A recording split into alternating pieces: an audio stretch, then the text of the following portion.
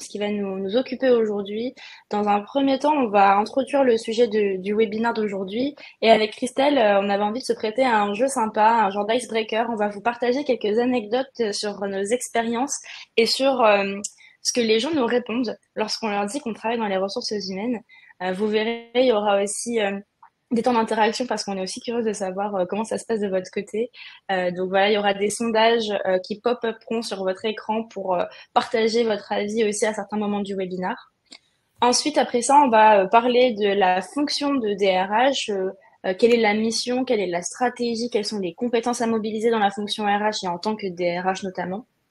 On parlera de l'évolution, hein. Aujourd'hui, le titre du webinaire, c'est la mue des RH, parce que c'est un rôle en constante évolution. Justement, on parlera de politique de travail innovante, de nouvelles technologies, de nouvelles méthodes pour anticiper et embrasser un petit peu voilà, ce changement dans la fonction RH. On vous partagera des bonnes pratiques pour que vous aussi, vous puissiez, étape par étape, réinventer votre fonction RH. Et on clôturera sur une session de questions-réponses. On prendra 10 à 15 bonnes minutes à la fin du webinaire pour, à ce moment-là, plus voilà, vous écoutez-vous, que vous puissiez nous poser toutes vos questions dans l'onglet questions qui se trouve en bas à droite de votre écran. Donc, n'hésitez pas à les poser tout au long du webinaire et vraiment, on gardera un temps dédié à la fin pour y répondre. Et on vous partagera aussi des ressources complémentaires pour que vous puissiez avoir un maximum de ressources pour votre veille. Trop cool de vous voir aussi nombreux et nombreuses. En tout cas, dans le chat, je vois passer vos bonjours. Donc, c'est super. Encore bienvenue. Et si ça vous va, on va démarrer doucement avec notre introduction. Donc, pour le petit icebreaker, comme je vous disais, on va commencer. C'est toi, Christelle, qui va te prêter au jeu en premier. Est-ce que tu peux nous dire comment ça se passe de ton côté quand tu dis que tu travailles dans les ressources humaines et même que tu es DRH? Le cas classique, c'est tu vas dans une soirée, tu rencontres de nouvelles personnes et la question qui vient, c'est tu fais quoi dans la vie? Et je dis je suis RH. Et là, silence, un peu gênant, avec des remarques de ah, t'avais l'air quand même sympa. Et là, je commence à avoir ma RH, elle est ceci, cela, et c'est parti avec un monologue où je sens que mes oreilles vont saigner. C'est un peu comme quand tu commences à parler du permis de conduire, chacun a une opinion, a toujours des histoires croustillantes, et souvent, c'est pas très glorieux. Et je comprends souvent que l'image qu'on nous colle à la peau est négative et péjorative. C'est forcément des clichés qui sont le reflet d'une certaine réalité. Ce qu'on oublie de dire, c'est que quand la fonction RH elle est défaillante, c'est le symptôme d'un problème bien plus grand. C'est celui de l'entreprise tout entière où souvent la direction, l'équipe fondatrice est aussi défaillante. Et donc en fait, la RH elle sert de punching ball parce que c'est souvent elle qui est l'image et celle qui va communiquer soit les mauvaises nouvelles, soit les mauvaises pratiques. Et c'est souvent des cas où on sait que la RH elle est pas stratégique, où elle joue pas son rôle de contre-pouvoir. Donc souvent c'est assez gênant et moi j'aime toujours ramener un peu d'ironie de la situation de ah bah c'est vraiment dommage que tu aies vécu ça. Viens travailler chez moi, tu verras, c'est hyper différent, tu pourras changer d'avis, voilà. Trop bien. Non, mais effectivement, c'est un rôle particulier parce que moi, pour échanger au quotidien avec beaucoup de DRH hommes et femmes, en général, sur cette fonction-là, ce sont des personnes qui ont un vrai attrait pour l'humain. Et en parallèle de ça, comme toi tu disais, ah bon, mais t'avais l'air sympa. C'est vrai qu'il y a une déconnexion entre la partie ressources et humaine. Ce rôle-là, il est un peu délicat parce que vous êtes aussi les messagers de choses qui sont parfois pas toujours positives, en tout cas. Mais malgré tout, faut profondément aimer l'humain pour faire ce métier-là. Et moi, c'est un peu différent. Mais c'est rigolo aussi parce que quand je dis que je suis consultante People Operation, alors évidemment People Operation, très peu de personnes connaissent, donc je suis obligée de développer un petit peu. Et donc j'explique que moi ce que je fais, c'est que j'accompagne les RH sur tous les sujets d'expérience collaborateur. Et là on me dit tout le temps, ah oui d'accord, t'es Happiness Manager. Donc c'est un peu l'association facile. Et donc je tiens à préciser, voilà, que voilà, j'aime bien pouvoir expliquer mon métier tel qu'il est vraiment. Donc je lui ai dit, bah alors non, pas vraiment, parce que Happiness Manager, tu vois, tu connectes ça tout de suite à des sujets de QVT, d'épanouissement, de bonheur, de bien-être, etc. Alors oui, c'est un point qui est évidemment super important, mais c'est pas le seul qui est représentatif de mon métier.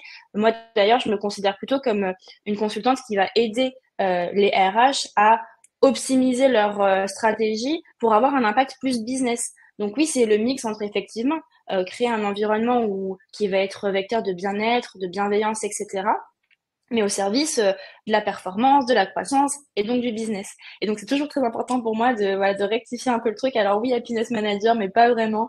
Donc voilà, c'est toujours marrant dans les ressources humaines de voir à quel point les personnes qui sont pas dans ce secteur connaissent très peu en fait ce qui s'y fait, comment ça se passe réellement. Et du coup, on a envie aussi de vous poser la question à vous. Quand vous dites, parce que voilà, normalement, si je dis pas de bêtises, je regarde la liste des participants, vous êtes peut-être à 99% dans la fonction RH. Donc, je vous envoie un petit sondage à l'écran. Dites-nous de votre côté ce que les gens vous disent quand vous dites que vous travaillez dans les ressources humaines, ça nous intéresse. Je vous ai mis des propositions un petit peu rigolotes, mais surtout, n'hésitez pas à nous partager un peu plus de matière dans le chat. On attend tranquillement vos retours. À Audrey qui nous dit, en ma poste, ça doit être compliqué en ce moment. Ah, grave. C'est vrai que là, particulièrement, je ne sais pas si Christelle, c'est tous les mois de septembre qui sont difficiles ou est-ce que c'est celui-ci qui était particulièrement difficile? Là, j'ai l'impression que après les vacances d'été, la rentrée, elle est toujours pleine de projets, sujets, etc. Ah, j'aime bien la remarque de Pascal. Ma RH, elle est nulle, mais c'est exactement ça. Et les gens racontent toujours les histoires. Et c'est un peu comme quand tu écris au service client. Généralement, quand tu écris un service client, tu dis pas ah mais super, votre produit ou votre service il est génial. Non, en fait les gens se plaignent. Mm, mm, c'est clair. Hein, mais c'est marrant, c'est une triste réalité. Heureusement, c'est pas la seule réalité autour quand même de l'image des RH, mais clairement, voilà, il y a un vrai besoin de redorer le blason des ressources humaines et voilà, on le constate là effectivement dans tous les commentaires que vous partagez, c'est quand même relativement unanime. Bah oui, t'as Anissa qui dit c'est la cata pour les RH ou Ingrid, la RH est là pour fliquer. Et je pense que ça c'est un enjeu de bien positionner, enfin ce qu'on fait et encore une fois là où on est. Et ce qu'on oublie, c'est que la responsabilité de tous ces sujets-là, c'est pas la casquette des RH, c'est la casquette de la direction, c'est là où on emmène l'entreprise.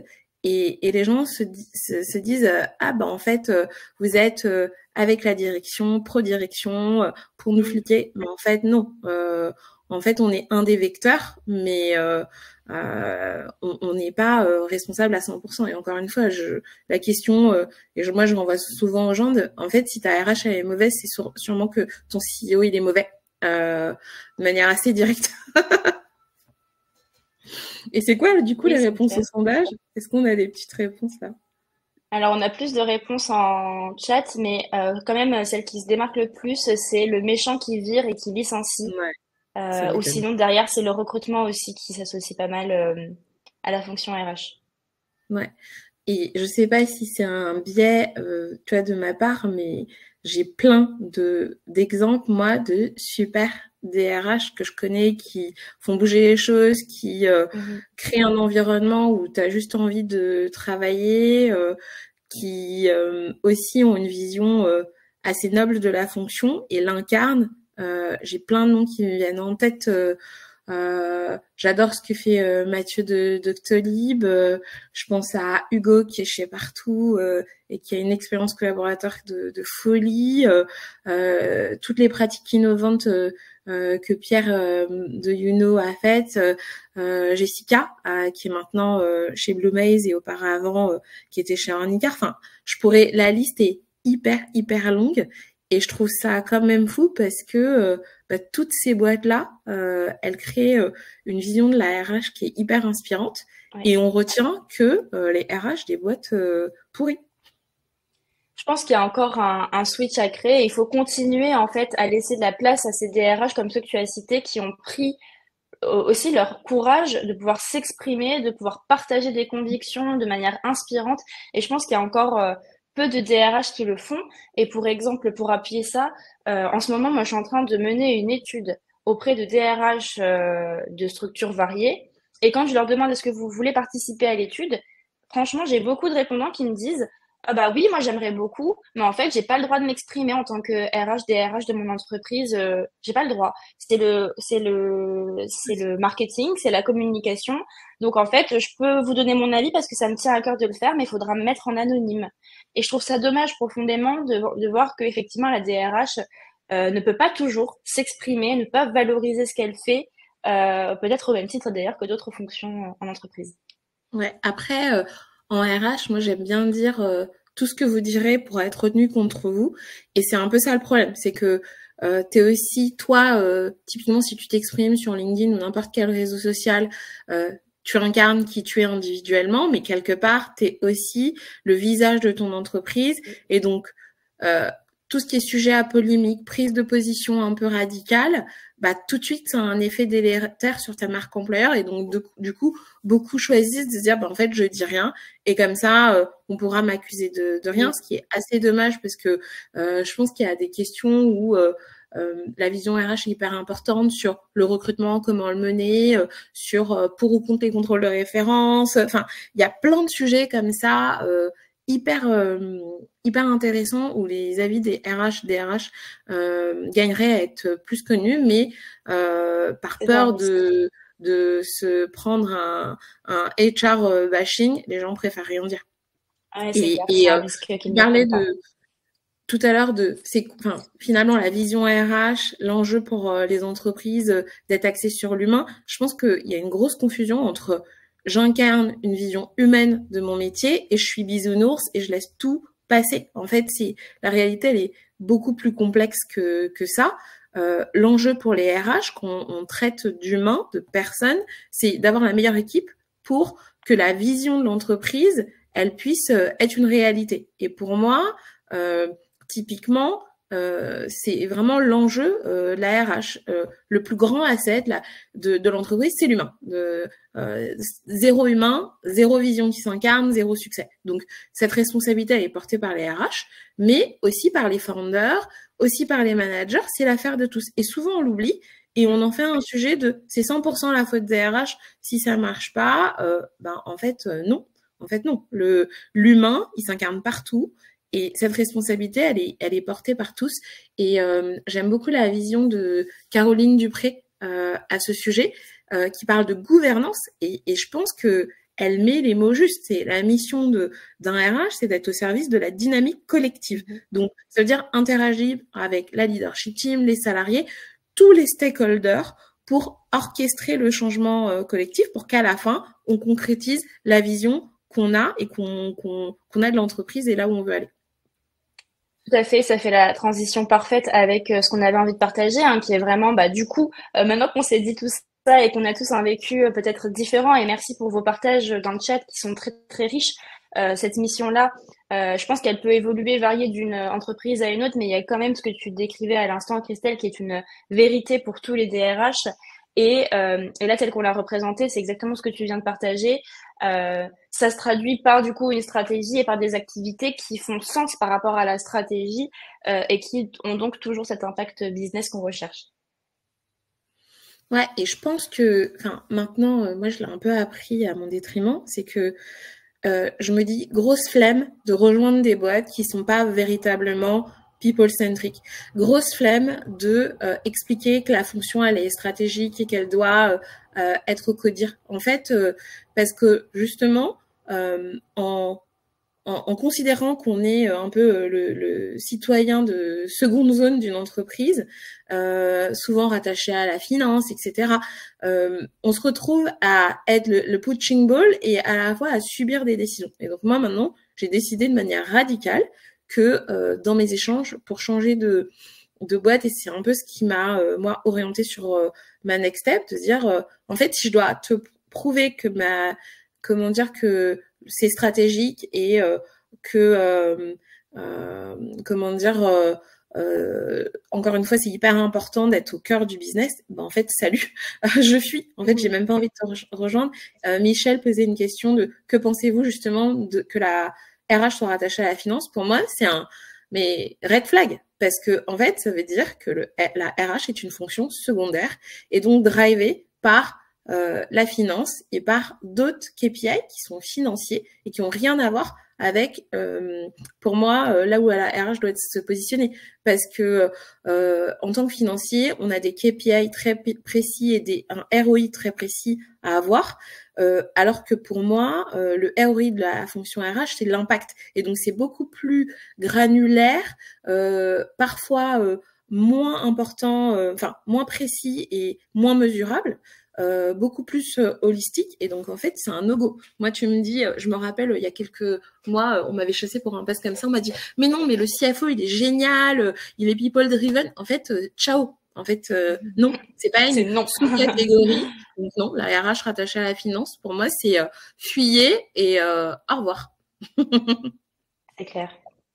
Effectivement, et c'est ce que disait Audrey aussi dans le chat, c'est manque de légitimité et de possibilité de prendre des décisions, en fait, être réduit au simple rôle d'exécutant et d'être rattaché comme si on n'était pas une entité à part entière. Et c'est pas possible d'envisager comme ça aujourd'hui, en tout cas.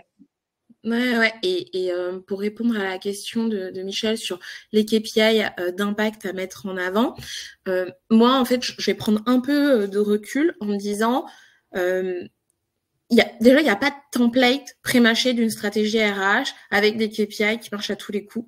Il faut partir vraiment de la base de son entreprise et de son diagnostic. Et finalement, ces mesures, ces KPI, c'est pour servir le business. Exemple, je me dis, je viens d'arriver dans une entreprise et je regarde, c'est quoi la population ? Dans quelle phase on est ? On est dans une phase de croissance, de stabilisation, plutôt de décroissance. Ma population, j'ai beaucoup de juniors et d'intermédiaires. C'est une boîte assez mature où j'ai des seniors, où il y a des verticales. Quelles sont les défaillances que je note et qu'il faut corriger ? Est-ce que c'est au niveau du management ? Est-ce que les process sont trop lourds ? C'est quoi le sujet business qu'on n'a pas réussi à craquer ? Et comment, en termes de people, de quelles compétences on a besoin pour craquer ce sujet qu'on a encore sous la dent. Et donc, c'est comme ça, en fait, que je vais appliquer mes KPI. Et donc, j'ai pas des KPI, je dirais, modèles qui pourraient servir toutes les boîtes. Je donne un exemple. Moi, j'ai rejoint il y a 1 an Benebono. C'est une start-up qui est relativement jeune, qui a 3 ans. J'ai une population de profil jeune, junior, intermédiaire. C'est les premiers, deuxièmes boulots. À un moment donné, moi, j'ai regardé le ratio qui va me permettre le scale et d'atteindre les objectifs business qu'on s'est donné. Et donc, ça veut dire faire rentrer des expertises de personnes seniors et qui vont avoir ce track record qui va nous permettre de craquer quelque chose. Et donc, ça veut dire, concrètement, c'est un impact sur mon plan de recrutement et sur mon arbitrage. Quand on va me dire, j'ai besoin de quelqu'un, plutôt un junior, j'ai fait, en fait, non. Là, on a un stade où notre plan de recrutement, il doit se concentrer sur des experts. Et là, je vais me dire, je sais pas, on a besoin dans le plan de recrutement d'avoir au moins 30-40% de ces profils-là et on va faire notre scorecard. Idem pour la formation. J'ai des jeunes managers, je sais plus combien, là, j'ai plus le pourcentage en tête, mais c'est un nombre important. En fait, un de mes KPI, c'est et je suis en train de travailler sur ces sujets, sur mes OKR, est-ce qu'ils sont bien définis, est-ce que tous mes objectifs sont bien smart, et là on s'est dit 100% des gens doivent avoir des objectifs bien définis, les rituels de manager ils doivent être appliqués pour toute la population, etc., etc. Donc, ce qu'il faut regarder, c'est vraiment les métriques de son entreprise et en faire une démarche data-driven. Souvent, en fait, on y va au pifomètre. Je pense que ça, c'est aussi un no-go et c'est ce qui va forger la roadmap et surtout bien séquencer. Parce que quand on arrive et qu'on doit créer la fonction RH, en fait, tout est important. Et il faut aussi prendre ce pas de recul pour se dire en fait, moi, j'ai noté que le premier levier sur lequel j'ai agi, c'est le plan de recrutement. Tu me demandes de recruter 80 personnes, il me faut un ATS, il faut que je structure le process, il faut que je forme les managers. Mon but, c'est d'arriver à XY métriques et voilà. J'espère que ça répond à la question de Michel. Tu nous diras, Michel, tu m'en parlais aussi juste avant, effectivement, toi, tu es en plein dedans, Christelle, dans les OKR de ton équipe pour ce quarter. Et on le disait, il y a des choses qui sont faciles à mesurer, et il y a des choses qui sont très qualitatives et du coup qui sont plus difficiles à mesurer. Donc, c'est aussi toujours de se dire, c'est OK de pas toujours avoir quelque chose d'hyper chiffré. L'impact, il peut être sur plein de plans différents et l'essentiel, c'est de Après, tu pouvoir peux le quand même mesurer d'une chiffrer pas manière. mal de trucs, hein. Tu vois, Oui. typiquement, nous, là, on a mis en place un outil de Pulse Survey qui permet, comment dire, de mesurer un peu le pouls des équipes. Et je trouve que c'est hyper important. C'est là où tu vas, Oui. ce qui va pas. Et tu as des données hyper intéressantes sur, je me sens correctement accompagnée par mon manager. En fait, en fonction du pourcentage des gens qui te répondent, bon, est-ce que les objectifs sont réalistes, atteignables? Tu as quand même des choses qui viennent. Quand tu regardes aussi dans les one-one d'entretien semestriel, annuel ou trimestriel, ça dépend comment tu les portes. Moi, je les lis tous. Bah, en fait, tu peux faire une analytique si tu lis un entretien sur deux où les gens se disent en fait moi les objectifs j'arrive pas à les atteindre. Le pourcentage aussi d'atteindre les objectifs, ça dit quelque chose de la boîte. Mhm. Enfin vraiment, je pense qu'il y a plein de data. Le time of hire, j'ai un plan de recrutement, j'ai plein de postes. À un moment donné, j'y arrive pas à la fin du quarter, je me rends compte que j'ai un poste sur deux. Bon, bah, en fait, qu'est-ce qui s'est passé? Est-ce que ma source de recrutement, elle est assez vaste? Donc, je vais regarder mes sources de recrutement. Ça, si t'as un ATS, c'est facile à mesurer. Est-ce que ma rémunération, elle est fidèle au marché? T'as des outils, Ravio, Figures, Radford, enfin, t'en as plein, plein, plein, qui te permettent tout de suite de se dire, bah, en fait, si j'arrive pas à recruter, c'est peut-être parce que si je suis 10% en dessous des marchés, en fait, il y a personne qui va venir, etc., etc. Donc, je pense qu'il y a plein, plein de data. Encore une fois, il n'y a pas des data qui s'appliquent à tout le monde. Il Mhm. faut juste trouver les bons et, encore une fois, se rapprocher de qu'est-ce que j'essaye de faire et c'est quoi mon étoile du Nord, c'est quoi les objectifs RH pour que la boîte, elle marche. Moi, en tout cas, c'est comme ça que je travaille. Et gros cœur sur Audrey qui dit pourquoi j'ai pas une collègue comme Christelle. Trop sympa. Tu te fais des copines en même temps. Ok, trop bien. Tu parlais tout à l'heure aussi des compétences, justement dans la fonction RH. Est-ce que tu peux nous en dire un petit peu plus sur toi, ton vécu aussi, ce que tu constates du côté des compétences?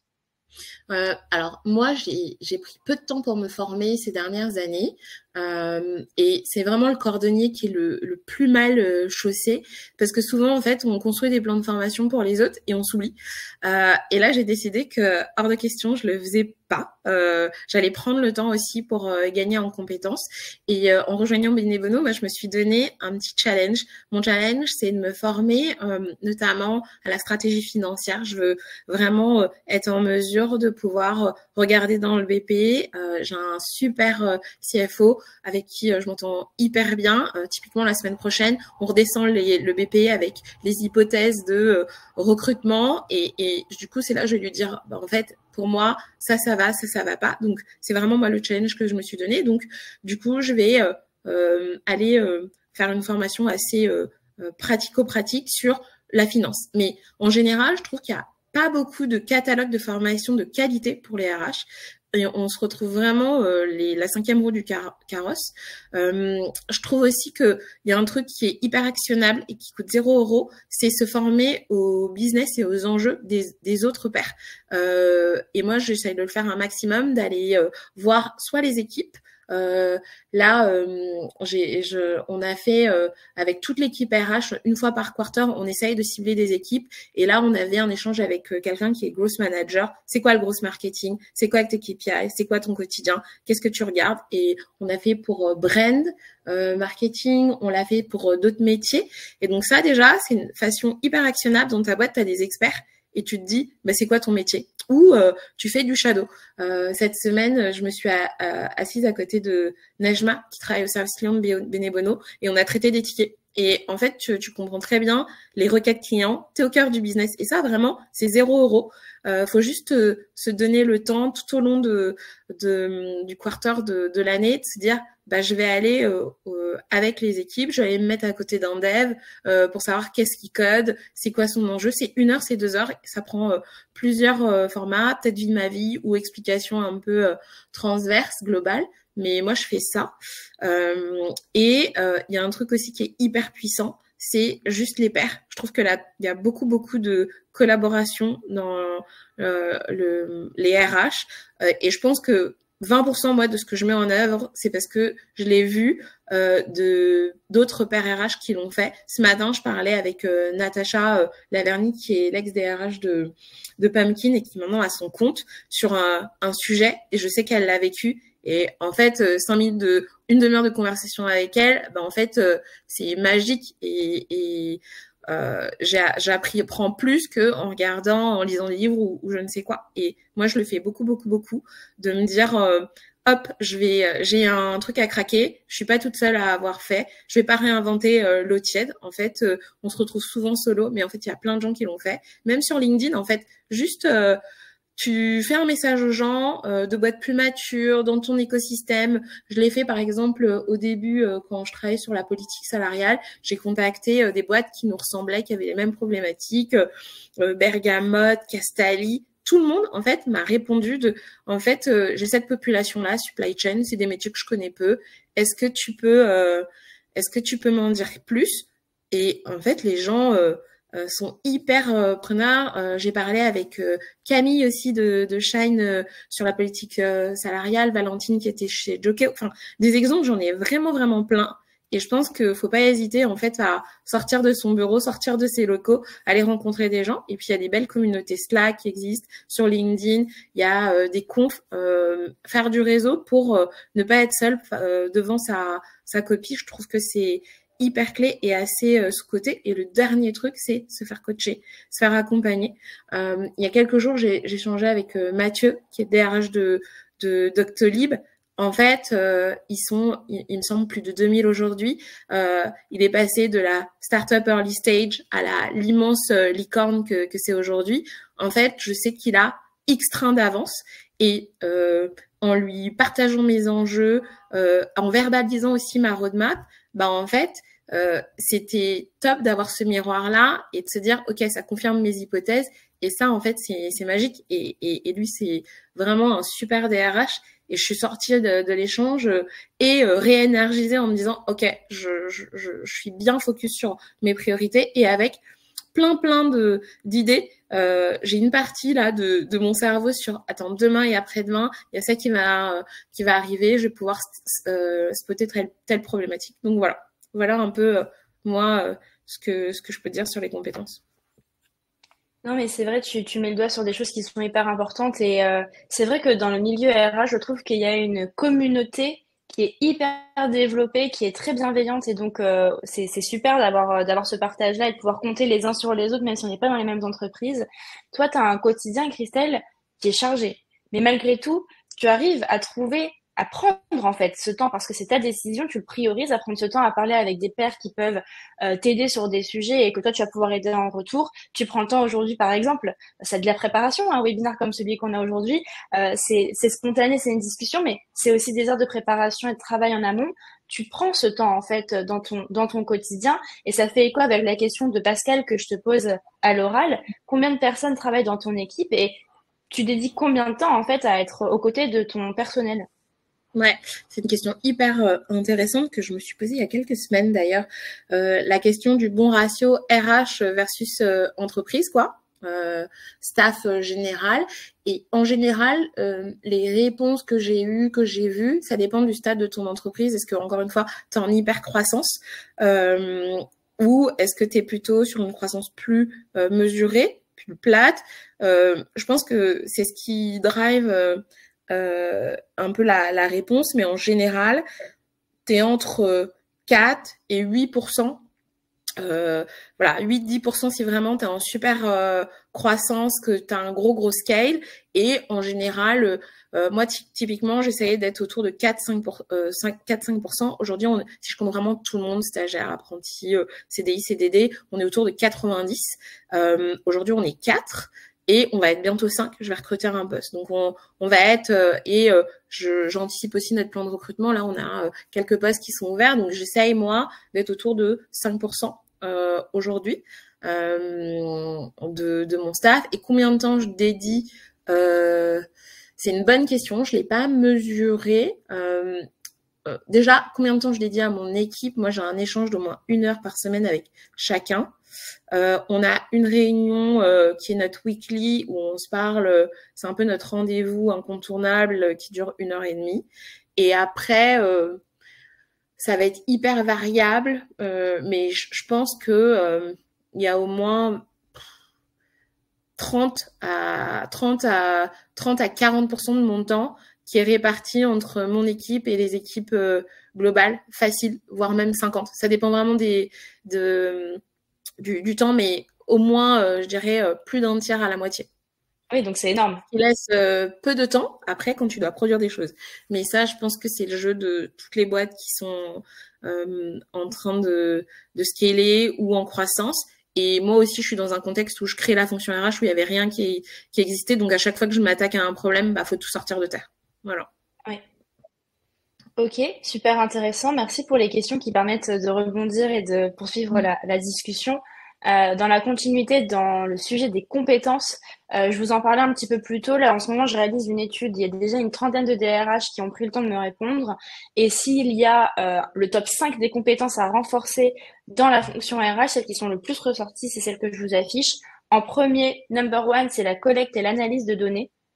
Ensuite, c'est le coaching et le suivi des employés, la conduite du changement, la gestion de projet et l'automatisation des tâches. Donc, on se rend compte qu'on revient toujours à ce que tu disais tout à l'heure aussi, Christelle, le côté data-driven. En fait, prendre de meilleures décisions, ça va être possible seulement si on se base sur des données qui sont d'ailleurs la plupart du temps collectées, parce que vous avez plein de données que vous récupérez de X manière dans votre organisation. Le problème, c'est qu'en général, on ne sait pas trop quoi en faire de toutes ces données, on ne sait pas les analyser, on ne sait pas les utiliser à bon escient. Ça, c'est une compétence qui est majeure. Et honnêtement, je pense que quasi l'ensemble des personnes qui ont répondu à mon étude ont sélectionné cette compétence-là en disant elle est majeure, il faut vraiment qu'on arrive à la renforcer, à recruter des Et souvent, on personnes est mauvais. là-dessus. Ouais, et Ouais. souvent on n'est pas bon. Et de la même façon, tu vois, moi, ça fait depuis janvier que je travaille sur la politique salariale. Le but est d'avoir un carrière pass, de mapper les gens, d'avoir un leveling et d'arriver à des grilles de salaire. Donc, vaste sujet, gros sujet. Et là, on a fini. Et pour modéliser la grille de salaire, je peux te dire qu'on s'est fait des sacrés nœuds au cerveau. J'ai de la chance dans mon équipe, j'ai quelqu'un qui a pris le sujet à bras le corps et du coup, maintenant en fait, quand on bute sur une formule Excel, on va le voir et on lui dit c'est bon, tu maîtrises tout. Et on a demandé aussi de l'aide à la data. Pour se faire aider sur nos formules, la façon de modéliser et tout. Et donc on s'est dit, on se sert des super bons killers sur le sujet pour nous aider, tu vois. Et comment on renforce cette compétence? Je suis allée chercher les meilleurs dans la boîte qui savaient le faire. Et notre équipe data, elle a une open hour. Et typiquement, Mehdi les a sollicités à plusieurs reprises pour construire notre modèle. Et on arrive au bout aussi grâce à eux. Voilà. Trop bien, non, mais c'est clair. Il faut savoir si la compétence n'est pas mobilisée dans votre équipe, il faut savoir la chercher peut-être ailleurs parce que peut-être que d'autres experts dans d'autres fonctions chez vous peuvent mobiliser cette compétence, peuvent peut-être faire du mentorat pour apprendre à certaines personnes de votre équipe RH à le faire parce que vous en avez peut-être besoin quand même assez souvent dans l'équipe RH. Donc, il faut quand même l'internaliser, cette compétence-là. Ouais. C'est de la Je te formation coupe ou juste du un recrutement. instant. Il y a Marine qui dit qu'elle a pas de son. Est-ce que les autres, vous entendez bien? C'est juste individuel ou... Ouais, ça fonctionne. Ok. Ok. Je t'en prie. Excuse-moi. Non, C'était non, mais juste... t'as raison, on sait jamais. Non, mais voilà, donc sur la collecte et l'analyse de données, c'est hyper important et voilà, je pense que tout le monde l'a déjà compris et valorisé. C'est quelque chose à véritablement renforcer. Il y a des choses à mettre en place qui peuvent être simples, comme tout simplement aller chercher les bonnes personnes dans l'entreprise pour pallier ce Ouais, manque. typiquement, là, en ce moment, je m'intéresse vachement à l'agilité et on va tester ça sur ce quarter. Et tu as une approche People Ops as a Product, je pense que tu connais bien, pour expliquer à tout le monde. C'est finalement, je me sers des méthodologies de l'agile et du produit appliquées au RH. Donc, en termes très concrets, ça veut dire que quand j'ai un projet, je vais le séquencer en sprint. Donc j'ai un grand projet qui va être une épique que je vais séquencer en sprint. Typiquement, nous, on s'est dit, on va faire des sprints de 2 semaines, on va découper ça, on va avoir du suivi, on se sert des outils du produit comme Notion. Et en fait, on est en train de mapper ça. Et c'est un test en se disant, est-ce qu'on pourrait prendre les méthodos des meilleures équipes tech de gestion de projet pour l'appliquer à nos projets RH, pour les séquencer. Ça permet aussi de dire, quand il y a trop de choses à faire, regarde, en fait, je l'ai mappé, ça ne rentre pas. Et donc, c'est tout ça. Enfin, c'est exactement que tu dis. Aller chercher le meilleur des équipes. En termes de marketing, tu as des approches hyper intéressantes qui peuvent servir sur le recrutement, etc., etc. Voilà. Je vais en parler un peu plus précisément tout à l'heure aussi sur la partie People Ops qui est encore peu connue et qui mérite véritablement d'être plus utilisée en entreprise. Donc, si dans l'audience, là, vous connaissez pas forcément ou vous savez pas trop comment ça se met en place, je vais pouvoir vous en parler dans un instant. Je vous envoie un petit sondage pour créer. Alors, même si c'est cool, on est sur un webinaire hyper interactif et vous échangez beaucoup avec nous dans le chat. Je vous envoie une question justement sur les compétences pour savoir de votre côté, quelles sont Ouais, les hyper. compétences majeures que vous souhaitez renforcer dans votre fonction RH? Il y a des propositions qui sont en fait celles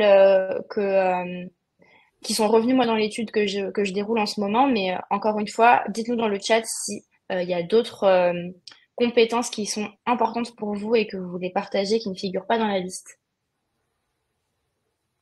Et c'est vrai que par exemple, pour rebondir dans la partie coaching et suivi des employés, j'étais quand même assez surprise que ce soit le numéro 2, parce que je pensais que justement c'était quelque chose quand même de relativement acquis dans une fonction RH. Donc j'étais assez surprise. En fait, ce qui est acquis, c'est tu as beaucoup d'offres de formation assez classiques sur les fondamentaux du management et tout. Avec un peu de recul, c'est hyper intéressant et il y a des super boîtes qui font ça très bien. T'as Yaniro, La Suite, YouMoon, Ignition, enfin bref, il y en a plein, plein, plein. L'offre est assez variée. Par contre, une fois que tu as appréhendé ces contextes et ces formations-là, ce hard skills, le nœud, c'est de l'appliquer concrètement. Et donc, ça m'étonne pas en fait que ce soit un sujet parce que c'est un never-ending project. Et ce qui est clé, c'est ok, en fait, on t'apprend la méthode de, je sais pas, comment donner un feedback. Le sujet, c'est que ton feedback, tu puisses le donner à ton équipe en suivant la méthode et qu'il soit de qualité. Et donc, ça veut dire un suivi un peu long terme. Et du coup, généralement, tu as la formation qui est un temps T et après, tu n'as plus rien. Et tu n'as rien qui mesure la montée en compétences. Et donc, je pense que c'est ça le sujet. C'est comment je fais une fois que j'ai distillé un savoir pour faire en sorte qu'il soit acquis, maîtrisé. Et comment après, je le moniteur et je le suis pour se dire, enfin, c'est bon, c'est check. Et le coaching, en fait, c'est des temps aussi longs. En fait, quand tu as un objectif de coaching, c'est pas en un mois que tu vas y arriver. C'est des temps longs, c'est un semestre, voire un an. Et donc, tu as aussi le sujet de comment j'appréhende, comment je travaille dessus, et après, le bilan que j'en fais. Donc, moi, ça me surprend pas. Ouais. Effectivement, Audrey complète le coaching et suivi des employés, effectivement, et leur montée en compétences. Ok. Et du coup, si je reviens sur le sondage, au niveau des votes, ce que ça donne, donc en priorité, ce sur quoi vous avez voté, c'est la gestion de projet et du changement. Et juste derrière, collecte analyse de données. Et enfin, on en a un petit peu moins parlé, mais c'est vrai que c'est hyper important, c'est l'automatisation des tâches, justement pour Ouais. passer plus de temps sur là où vous avez encore plus d'impact et là où les tâches sont à plus forte valeur ajoutée. Ça m'étonne pas sur la gestion de projet. Je pense que c'est vraiment un sujet hyper important. Collecte, analyse de données, il faut des métriques en fait. Il faut finalement avoir des données chiffrées, mesurées, qui ont du sens. Il faut les traiter. Et automatisation des tâches, oui, parce qu'en fait, tout ce que tu peux automatiser, c'est souvent des tâches à plus faible valeur ajoutée qui sont hyper chronophages dans la fonction RH. Je pense à la paye, le suivi des variables, enfin tous ces trucs qui sont hyper importants, hyper clés sur lesquels on peut pas se louper, mais qui prennent un temps fou. Donc l'automatisation, comme le dit JC sur dans le recrutement, les ATS, oui, en fait, si je m'amuse à répondre individuellement à des candidats versus j'ai un ATS qui me permet de modéliser les réponses, Bon, bah, en fait, c'est du temps que j'ai pour passer avec les hiring managers, pour les coacher sur les bonnes pratiques du recrutement, etc., etc. Et donc, c'est important de s'en saisir pour que tout le temps qu'on va gagner, bah, on puisse le mettre ailleurs. Ouais, complètement. Super. Et merci encore pour tous les partages que vous nous faites dans le chat. C'est super précieux pour alimenter le débat. Du coup, là, on parlait justement des compétences à renforcer, parce qu'il y a toujours une marge de progression, dans toutes les fonctions, notamment dans la fonction RH. Mais quand même, on a fait du chemin, hein, dans la fonction RH et on a envie de vous parler maintenant de l'évolution des RH et en partageant notamment le rôle, hein, qui a beaucoup évolué. Et Christelle, toi, ton vécu aussi par rapport à ça. Bah, clairement, je pense qu'il y avait une fonction qui était très ciblée sur le fait d'être gestionnaire du personnel et donc du coup vraiment avoir ce côté bureaucratique, administratif. Et on réduisait beaucoup la fonction RH à ça. Hein, ça reboucle avec le sondage de qu'est-ce que tu fais. En fait, tu fais la paye, le recrutement et basta. Et moi, j'ai l'impression qu'il y a une transformation. Alors déjà, il y a eu un wake-up call pendant le Covid où on s'est dit, ah, en fait, les RH, c'est pas mal clé, c'est pas mal important pendant les périodes de crise. Donc, je pense que ça a eu un effet hyper positif sur la fonction, même si je pense que beaucoup étaient en PLS et sont sortis éreintés de ça. Mais en tout cas, on était comment dire, sous le feu des projecteurs avec une vraie valorisation, ce qu'il n'y avait pas. Et il y a une grosse transformation sur le business parce que bah, il y a des vrais enjeux d'attractivité aujourd'hui, il y a des vrais enjeux de gouvernance, de bonne marche de l'entreprise qui ne peuvent pas être traités sans qu'il y ait un RH qui prenne part à la discussion. Et pour moi, le département RH, c'est un enabler. Et donc, on peut avoir une RH à deux vitesses, moi j'appelle ça les boîtes à tonton, où bah, en fait y a rien qui change, c'est très bureaucratique, les process sont lourds, ou celles qui ont tout compris et qui se disent bah en fait moi je vais avoir de l'impact en mettant côte à côte avec le business et en les aidant à craquer les problématiques qu'elles ont. Et donc j'ai le sentiment que bah, c'est ce que je disais tout à l'heure. En fait, si t'es pas à côté du business pour craquer leurs problèmes, si t'as pas voix au chapitre, si tu peux pas les challenger, les accompagner, en fait, faut fuir. Et si on te donne pas cette place, en fait, faut fuir. Maintenant, moi, c'est un peu radical ce que je dis. C'est en fait, pour faire mon boulot, faut que je comprenne les enjeux de la boîte et que je sorte de mon carcan de juste fonction RH. Et ça veut dire que des fois aussi, je suis contributrice sur des sujets qui sont plus éloignés du mien, mais c'est comme ça que je vais bien faire mon travail. Et si j'ai pas cette place, et bah ciao. C'est aussi simple que ça. Non, mais c'est vrai que tu le décris comme étant radical, mais en même temps, toi, tu as fait, enfin, tu as vécu tes expériences, tu as vu ce que ça pouvait donner, et en fait, aujourd'hui, il n'y a pas de temps à perdre ou d'énergie à perdre. Tu es là pour avoir de l'impact, et donc il faut qu'on te donne l'opportunité d'avoir l'impact que tu veux avoir aussi.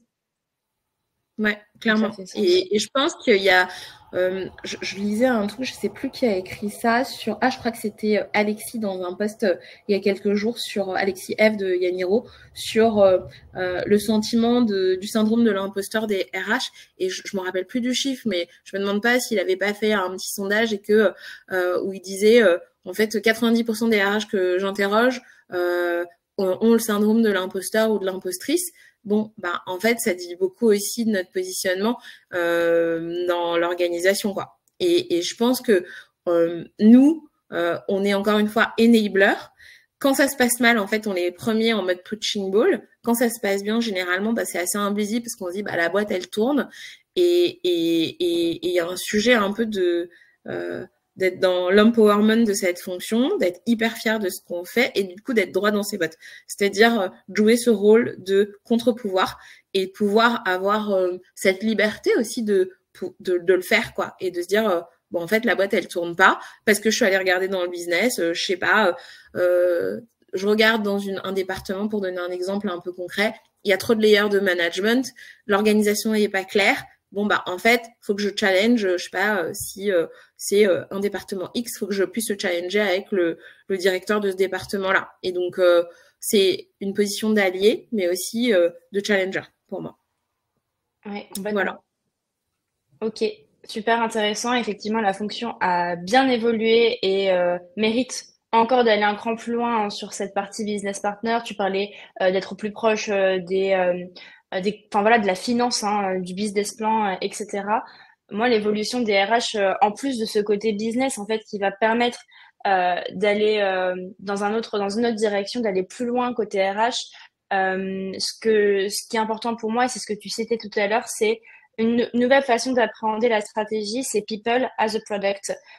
C'est ça qu'on fait quand on est people operations. Je vais vous passer la slide. En fait, il y a beaucoup de métiers qui ont déjà et des départements qui ont déjà été transformés parce que de nouvelles façons de travailler sont arrivées, ont mis du temps à arriver parce que forcément, bah, les personnes sont réticentes quand on te dit, bon, bah, maintenant, tu travailles plus comme si tu travailles comme ça.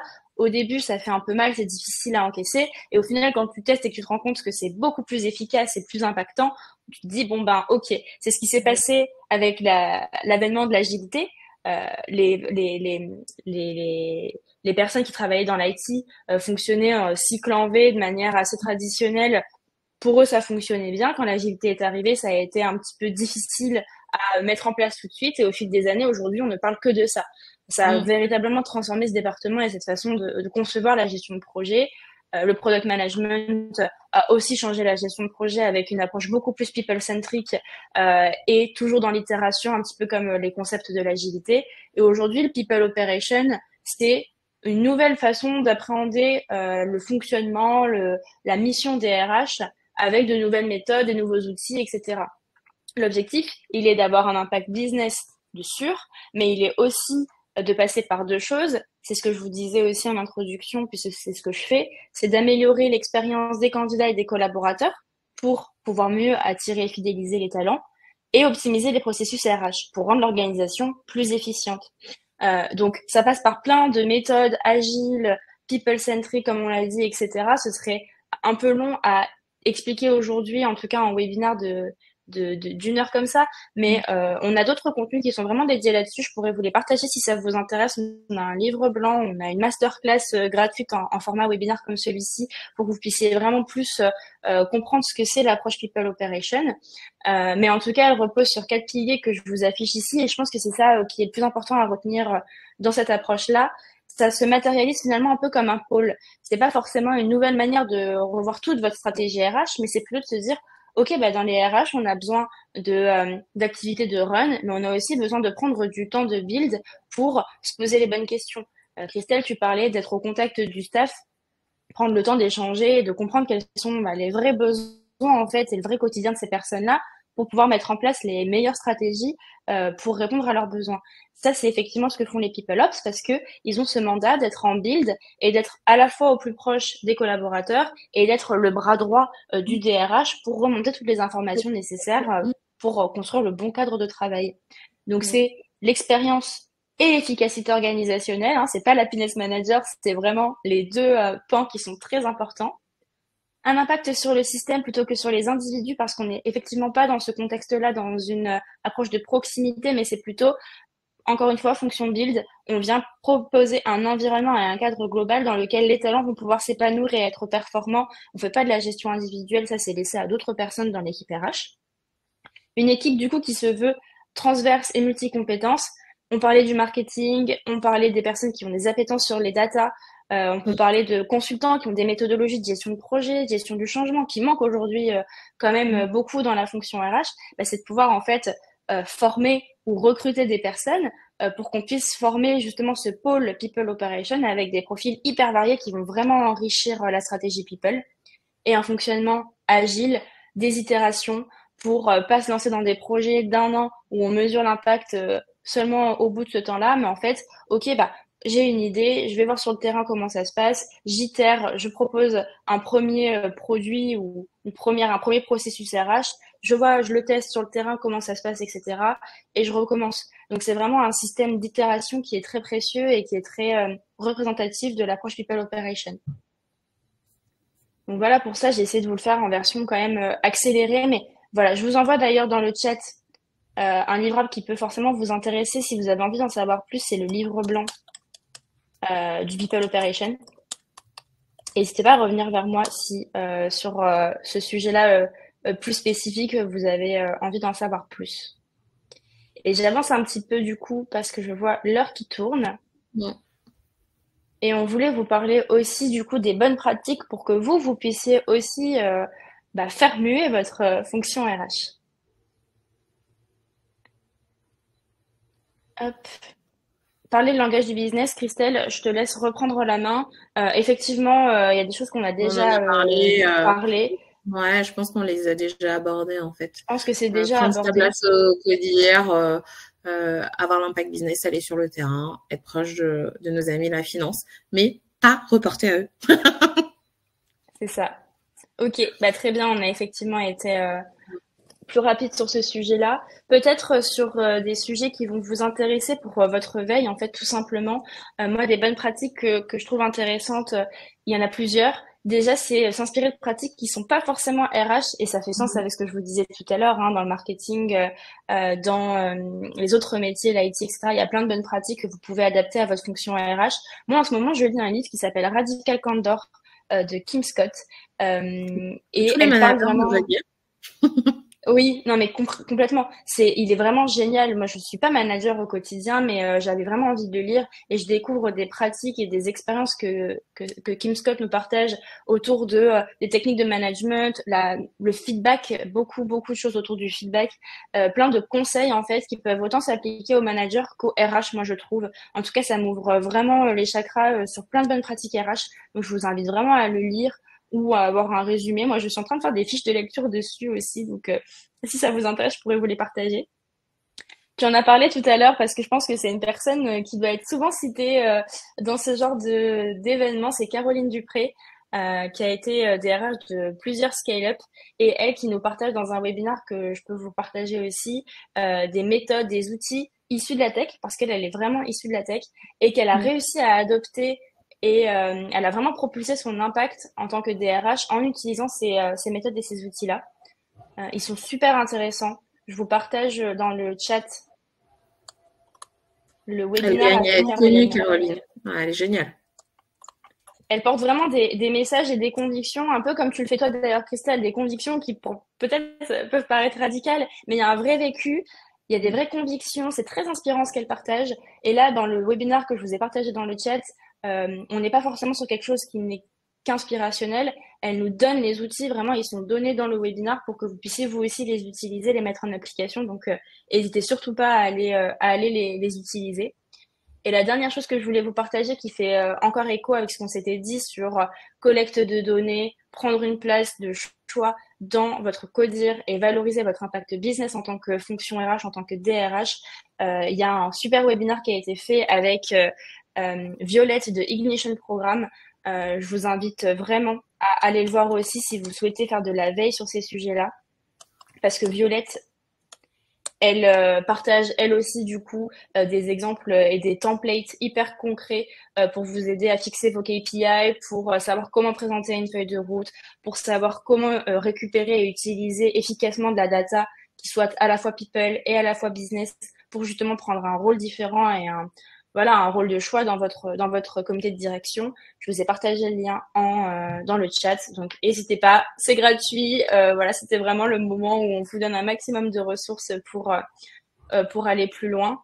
Et du coup, j'en profite aussi pour partager les liens de ce que tu mentionnais, Christelle, concernant Alexis Eve. Ouais. Son petit wiki, même le podcast, il a interviewé beaucoup de RH sur des thématiques hyper variées. C'est une super ressource. Ouais, moi effectivement, alors le wiki je le connaissais, mais j'ai pas encore le réflexe tout le temps de l'utiliser. Mais il est très très complet et il est très bien fait. En plus, il donne envie d'être lu. Enfin, vraiment, c'est hyper agréable. Et le podcast, il a interviewé tellement de personnes hyper inspirantes, dont certaines que tu as citées tout à l'heure, sur plein de sujets différents. Donc vraiment, normalement, si vous vous posez une question, j'ai l'impression que vous allez sur le podcast de Yaniro, vous avez une réponse. Il a Clairement. vraiment beaucoup de contenu sur sa chaîne. Ouais. Je vous partage tous les liens. Voilà, ça fait beaucoup de liens dans le chat, mais au moins vous avez tout. Par ailleurs, d'ailleurs, si vous souhaitez récupérer les slides Je vous enverrai un petit email de toute façon à la suite du webinar. Et si vous voulez les slides, vous pouvez m'écrire et je vous enverrai les slides pour récupérer tous les conseils qui y sont partagés et tous les liens aussi qui sont directement accrochés dans les slides. Et allez, une dernière pour la route. Ce que je vous propose aussi comme contenu de veille, toujours gratuit. Moi, je tiens une newsletter en fait une fois, enfin un mardi sur deux, où je vous partage les meilleures pratiques que je déniche un petit peu sur le marché. C'est assez complémentaire, je pense, avec des ressources telles que Yaniro, etc. Donc, je vous les repartage aussi. Et le livre blanc, je vous l'ai déjà partagé, donc vous avez tout. Est-ce qu'il y a des questions peut-être de votre côté? Alors, je vais re-regarder malgré le fait que j'ai partagé plein de contenus. S'il y a une ou Non, deux questions avant la fin du webinaire, on peut les prendre si vous en avez, n'hésitez pas.